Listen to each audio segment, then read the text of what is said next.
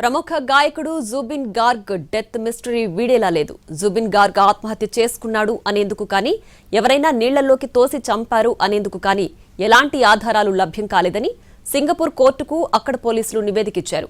అయితే అస్సోం ప్రత్యేక DGP SIT అధిపతి గుప్తా సింగపూర్ పోలీసులు ప్రస్తావించిన అంశాలను ప్రస్తావిస్తూ మరికొన్ని అనుమానాలను లేవనెత్తారు. జుబిన్ గార్గ్ స్విమ్మింగ్ కోసం నీళ్లలోకి దిగిన సమయంలో తాగి ఉన్నాడని చెబుతూనే అతనితో కావాలని ఎక్కువ తాగించారని ఆరోపించారు. ఉద్దేశపూర్వకంగానే జుబిన్ ను ఏజెంట్, మేనేజర్, ఈవెంట్ ఆర్గనైజర్లు మోసం చేశారన్నారు సిట్ అధిపతి. జుబిన్ లైఫ్ జాకెట్ లేకుండా నీళ్లలోకి దిగడంతో మునిగి చనిపోయాడని అన్నారు సింగపూర్ పోలీసులు. అతని శరీరంలో చట్టపరమైన పరిమితికి మించి 4 రెట్లు ఎక్కువ ఆల్కహాల్ ఉందని తేల్చి చెప్పారు.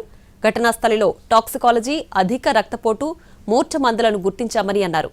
అయితే ఎక్కువగా తాగించడం వెనుక నేరపూరిత ఉద్దేశం ఉండొచ్చని జుబిన్ మేనేజర్, ఏజెంట్, ఈవెంట్ ఆర్గనైజర్లపై హత్య అభియోగాలు మోపుతూ ఛార్జిషీట్ వేశారు అస్సోం పోలీసులు.